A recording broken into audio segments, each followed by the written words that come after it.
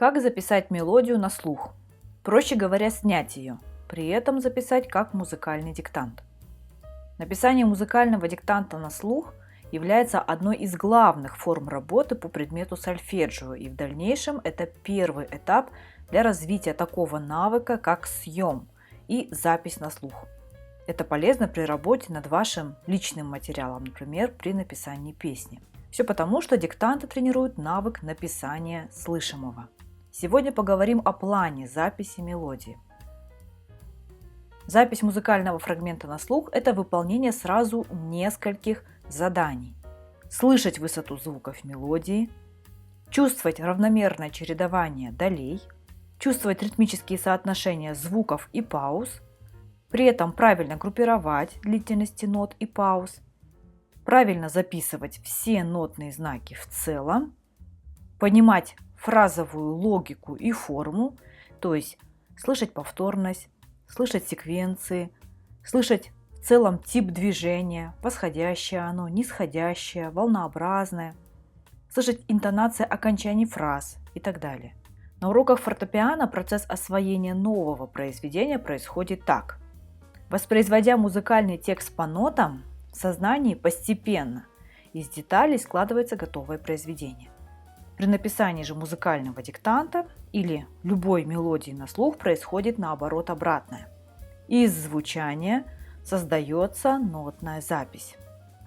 Так, для успешного написания диктанта необходимо не просто запоминать то, что слышите, сколько важно анализировать. Но вначале, прежде чем что-либо предпринимать в написании слышимого музыкального материала, надо научиться элементарному. Конечно же, писать ноты, освоить длительности, виды метров и ритмических сочетаний, знать знаки альтерации и минимум тональностей, в которых будут играть ваши диктанты. Ну и, конечно же, важно не заканчивать процесс накопления слухового опыта, соотношения ступеней в ладу. В этом очень хорошо помогает сольфеджирование номеров из учебника по сольфеджио, например. Любой диктант – это законченный по смыслу музыкальный фрагмент, который воспринимается учащимися на слух и записывается в тетрадь. Процесс записи – это умение проанализировать целое как комплекс составляющих элементов.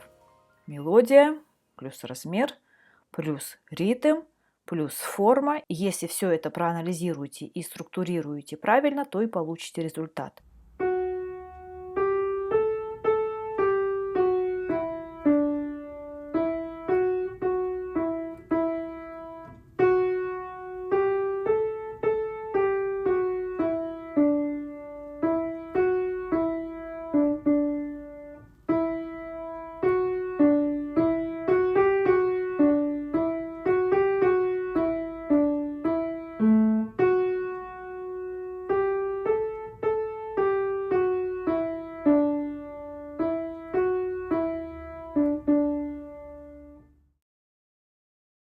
У многих бывает привычка писать диктант, начиная с первой ноты и постепенно так продвигаться к концу мелодии. Далее проставляют ритм, далее проставляют такты, и затем время кончается, если вы это делаете на уроке. Но правильнее будет найти в начале точку опоры, точку отсчета, с чего вы начнете. Это может быть, например, тоника в конце, и тогда уже примерно будет хотя бы ясна тональность. Также полезно членить целое на фразы, рисовать их графически, выставлять те опоры, что уже успели услышать. Пусть даже это будут единичные нотки. Играю диктанты всегда несколько раз. Первые диктанты мои ученики начинают писать еще до того, как научились записывать ноты на нотном стане. И запись таких диктантов является вначале просто графическим изображением, которое является результатом анализа на слух. Вы определяете здесь направление фраз. Здесь анализируется каждое окончание по направлению движения мелодии. То есть мы воспринимаем мелодию как единое целое и позже уже делим каждую фразу на ноты. Анализируем чередование сильных и слабых долей в мелодии. И при всем при этом важно дирижировать, чтобы понимать, в какой части такта и вообще в каком такте вы сейчас находитесь, высчитывать и подбирать правильный метр, при этом правильно оформлять группировку длительности. И когда вы все это сделаете, то в конце вы заканчиваете все это работой над сложными местами.